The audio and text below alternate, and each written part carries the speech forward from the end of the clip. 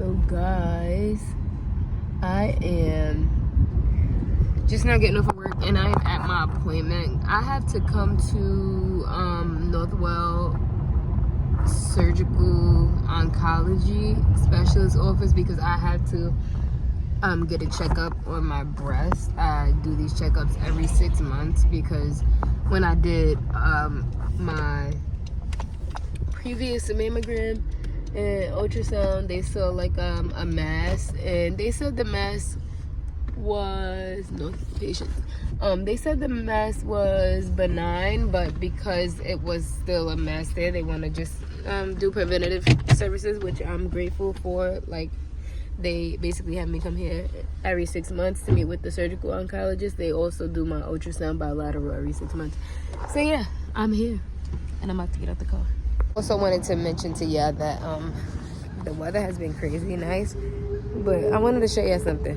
Look how different it is, like when you go outside of New York City. Like, this is crazy. First of all, this place is big, it's huge, but all of this pretty grass, the parking, like we do not have that right now. If I would have went somewhere in New York, I would have been struggling to even get inside of the office. And so yeah, right now I'm struggling to find where I need to go. But let me see. Let's see. As I look for where I need to go, because I can't remember, I wanted to tell y'all, like, yo, the last time I came here, I literally was nervous as heck. And I'm still always nervous every time I do my appointment, because who wouldn't be? I'm even nervous when I go to GYN. I'm nervous when I go to my primary care. It's just something about someone checking up on you, or even when I do exams, like, it's just very nerve-wracking. So, yeah, I feel like, who else got bad nerves like me? Let me know in the comments down below. Hold on. Guys, so yeah, like I was saying, I just got very lost. And so, yeah, now I'm trying to find my way. So yeah, that's where I'm at Northwell. This is a huge hospital. Shout out to Northwell, though. They really have a lot of great things. For people with sex ed in New York City, you got to drive all the way out to here in order to get good services. But yeah, guys, parking was crazy. As you can see, they have like 30 different parking lots, 30 different buildings, even shuttles that go around the hospital, which is crazy. But anyways, I'm gonna hit y'all in a few. Guys, I told y'all, I think I do get nervous. I think I said in the last clip that I don't be nervous, but I do. Oh yeah, I did say I was nervous. So yeah, I'm always nervous when it comes to these kind of visits. Who's not nervous? Like, why would you not be nervous, right? Scary. But anyways, I'm waiting for the doctor. I'm gonna let y'all know what's going on when I get up out of here. So I have a little cold, but anyways, I wanted to get on here and tell you my appointment is over. Honestly, I'm happy to be out of there. But I wanted to say that it's crazy. My doctor is very nice and very supportive, and she's really informative. She lets me know like exactly what's going on and explains to me about the images. And I just think that it's crazy how in places outside of New York City, you get like better treatment. So I just wanted to say that. Yeah, so everything is okay for now. I'm waiting for her to give me a call back. She had to clarify some stuff, but just keep me in your prayers. You know what I'm saying? But yeah, I'm about to head home. I miss my baby, so I'm heading. So guys, I'm finally home and I'm exhausted. I'm not gonna lie, it took me 58 minutes to get home. I was stuck in traffic. It probably took more than that, but I'm exhausted. My head hurts. I have this head cold. And honestly, I just want to go to sleep, but my day is literally just getting started because I'm just getting home. So now I have to play with Kyro, feed Kyro, pack his lunch for tomorrow, bathe him. Oh man, get his stuff ready and out. And I am exhausted. I really don't feel like it. I'm not gonna lie, guys. I don't feel well. But at the end of the day, you gotta take it like a champ and take one for the team. Especially when you're a single mom. But I'm gonna get to it. I'll hit y'all when I get in the house because I'm exhausted. Good morning, guys. So this is me motivating myself to get up. It's Thursday, and I wish it was Friday. I still have this cold, and yeah, I pretty much rather stay in bed.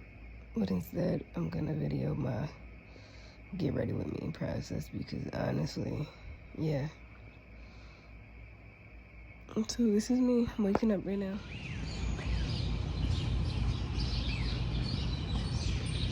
Honestly, I didn't even get to do the get ready with me. That's how my morning went.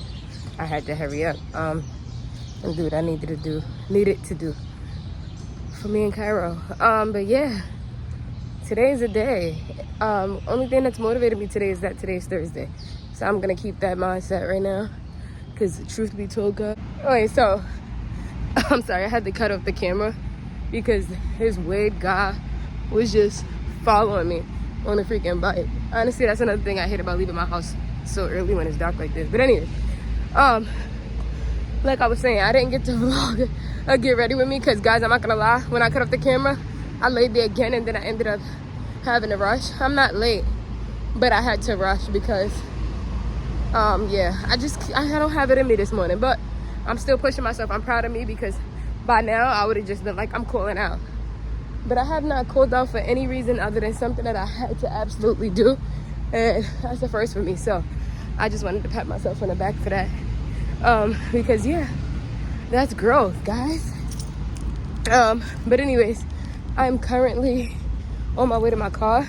Let me give you a quick tip though. So just now, well, y'all all know I live in a freaking projects, right? So just now when I was walking, I noticed some strange activity in front of my building. And then when I looked back, the same guy was like literally right behind me. And what I did was stop and go on the outskirts, because the smart thing about being on the outskirts is always action on the outskirts. When you walk through the projects, it's dark. You don't see anybody. On the outskirts, you see all of these cars. You can flag down and you see people actually walking. So yeah, quick tip for anybody who live in the projects, or not even live in the projects, live in any type of neighborhood, because honestly, you just gotta be aware. I preach that a lot to people because sometimes, especially if you don't grow up in areas like this, you just have this like oblivious thing about certain people that didn't grow up in environments where they had to like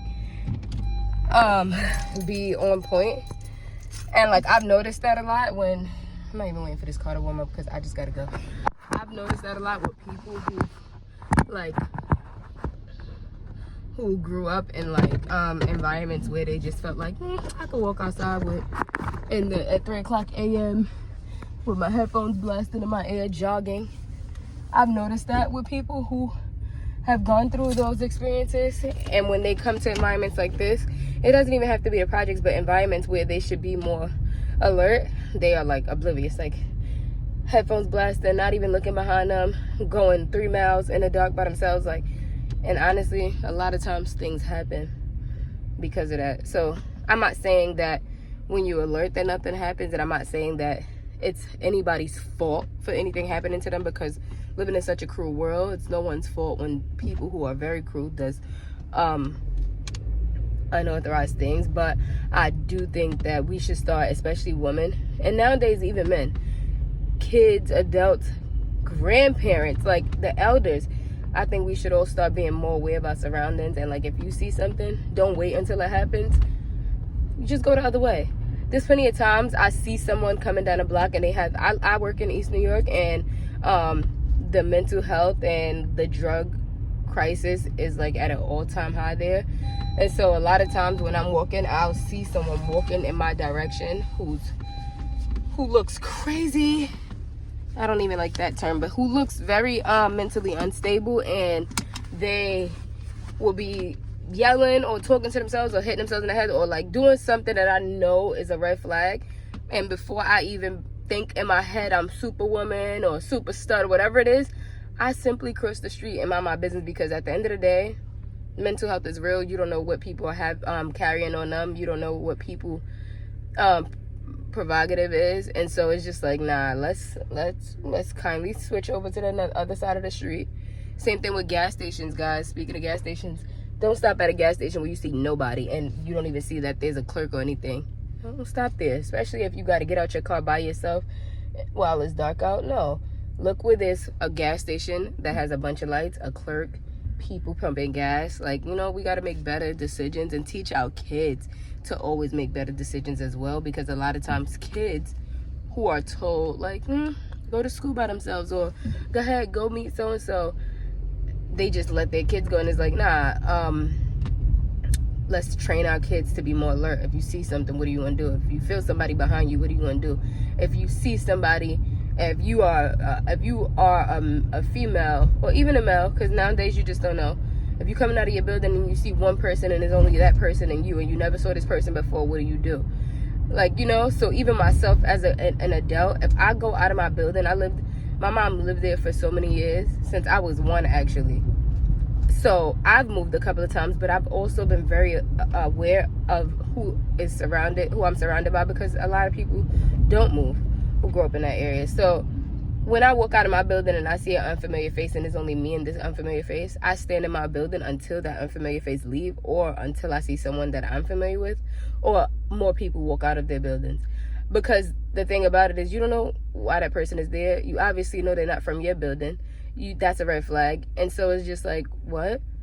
I just walked out of my building just now. The guy was standing there. He had like 2 motorcycles in front of him, and they were like they looked like they were beat up. He was digging in a garbage can looking for probably parts for motorcycles or whatever he was doing, and it was just me and him, pitch black in front of my building, no lights.